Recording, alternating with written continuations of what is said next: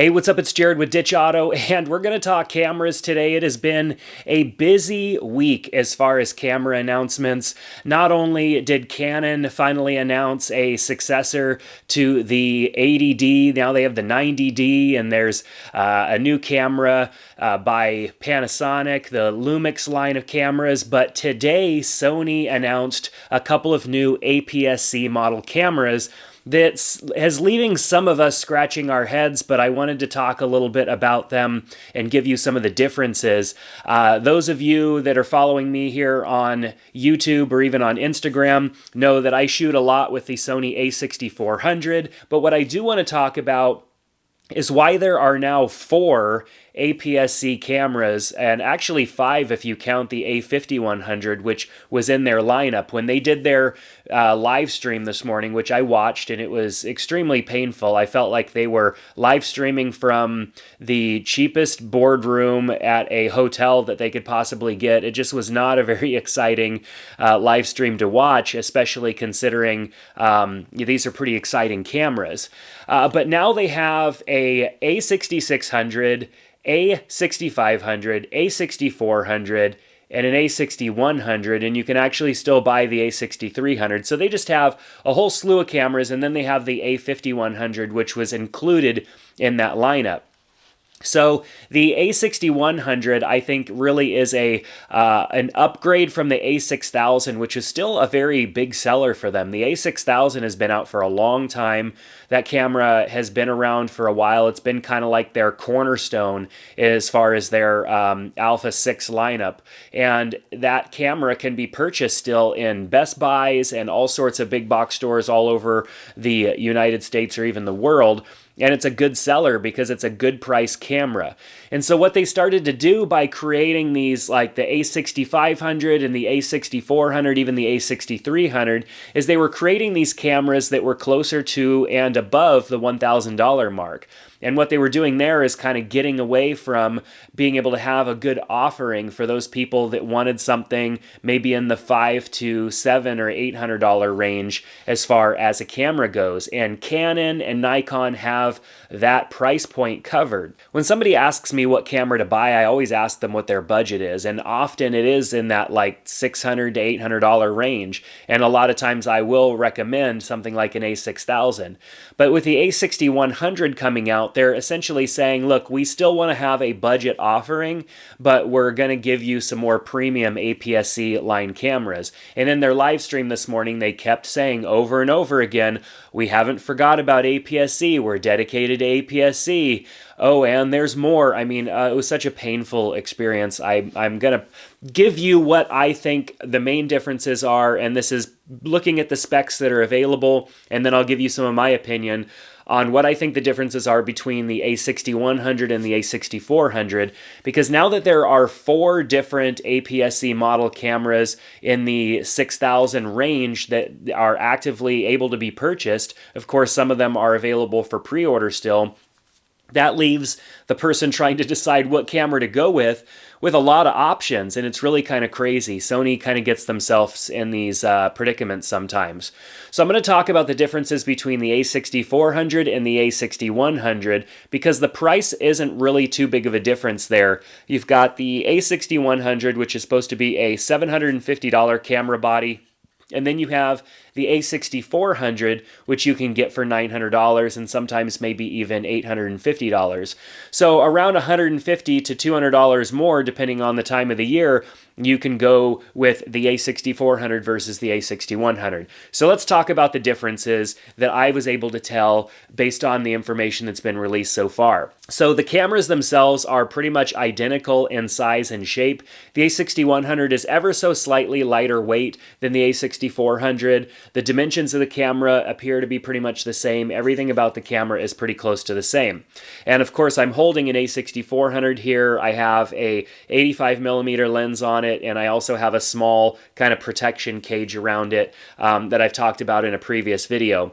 But the a6100 seems to be really much the same as the a6400 as far as size and shape. It's going to take the same battery, even though the a6600 is going to take the new Z-style battery that is available for the A7 lineup of cameras, the newer A7 releases. The a6100 is going to maintain that smaller battery that we've been used to with the APS-C style cameras. So the battery stays the same, the camera kind of body stays pretty much the same. So what else is the difference here? Well, the viewfinder on the a6100 is a lower resolution than what you're going to get on the a6400. You're going to get an SVGA viewfinder eyepiece here. So when you look in the little electronic viewfinder, it's going to be a little lower resolution. I don't necessarily know if that's going to make a dramatic difference for people. It's such a small viewfinder anyways. I don't think it's going to be a huge difference, but the difference between SVGA and XVGA is pretty big. So if you need to be able to see really well through the viewfinder, you want a higher resolution playback image. So when you take the image and you're looking through the viewfinder, you want higher resolution. The XVGA is going to be a better option, but I don't think SVGA is really going to be too terribly bad. The a6400 is going to have a higher ISO. So there's a native range of ISO, and then there's an expanded ISO that you get in these cameras. And if you're going to shoot in lower light situations, a lot of times you may need to rely on that expanded ISO range. Now the expanded ISO range on the a6400 goes up significantly higher, almost double of what the a6100 goes up to. But if you're not shooting in lower light situations, and I mean if you're going to have to go up above 51,200 ISO, you're kind of getting a useless image at that point anyways. So I don't think that the difference is going to be that big, but I am interested to compare the ISO of this camera to the a6100. So for example, if you set your ISO to like 1600, what is the image going to look like compared between the two? Considering they both have the same sensors and processors, you would think that there wouldn't be much of a difference there, but you never know. We kind of have to test that stuff out to tell. There is a limitation on the a6100 over the a6400, so we'll have to see how that plays out in real-life experiences when the camera is available. The a6400 also has more metering mode options for gaining exposure. So when you're using metering modes inside the camera to be able to see kind of where your exposure is and set the exposure compensation appropriately, there's going to be more options in the a6400 and the a6100.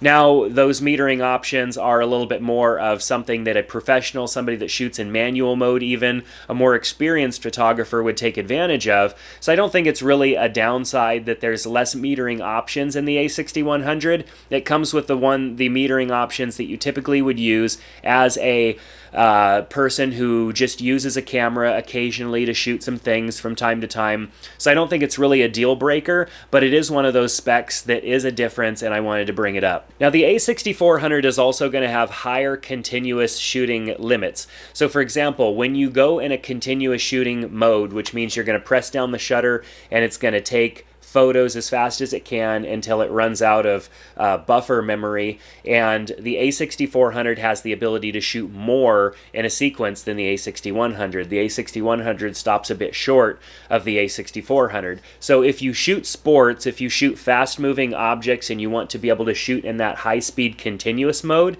you're going to get more shots out of your a6400 continuously than you will the a6100. Another limitation of the a6100 over the a6400 is that there is no interval shooting listed as an option with the a6100.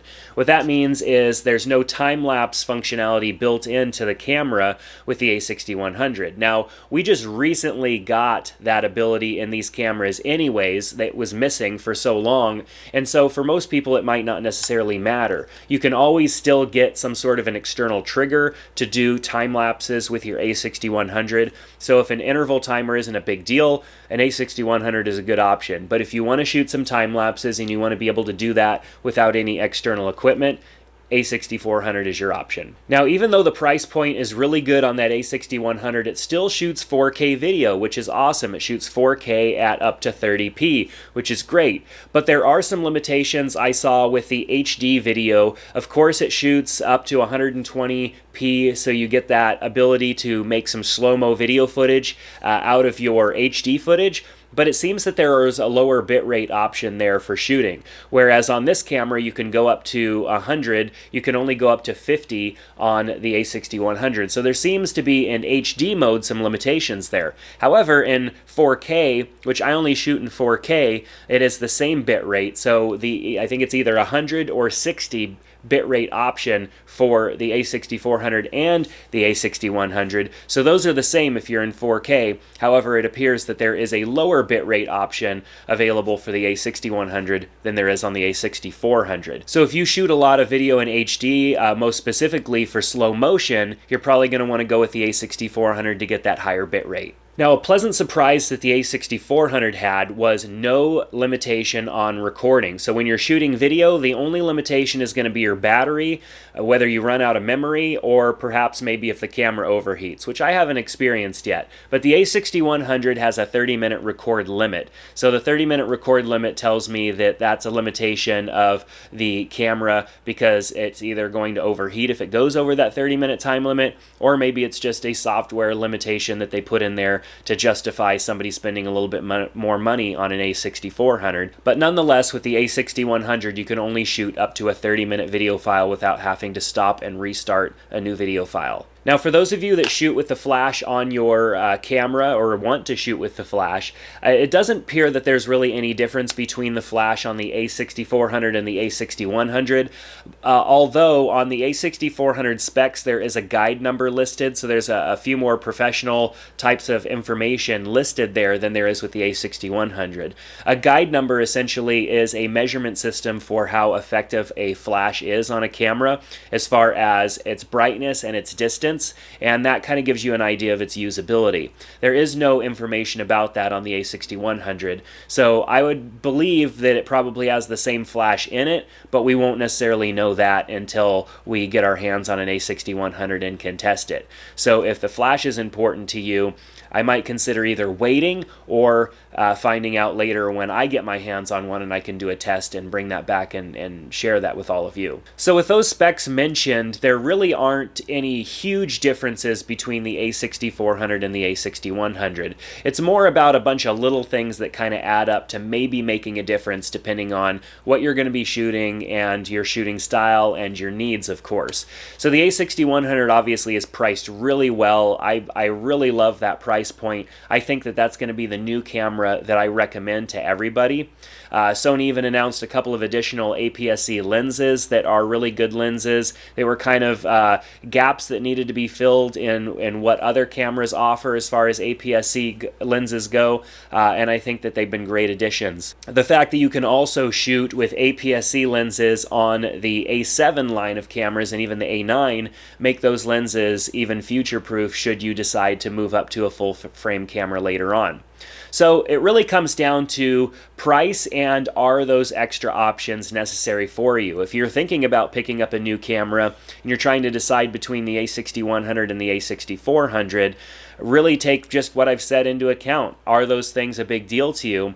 Or if they're not, get an a6100 and put some more money towards a different lens so that you have some options. I always recommend to people that they spend only what they need to spend on a camera body and spend the rest of the money on lenses, because really what it comes down to is the sensor is the exact same in the a6400 as it is in the a6100. Also, the processing and everything is the same there too. So really, what kind of image can you expect to get in a normal situation outside?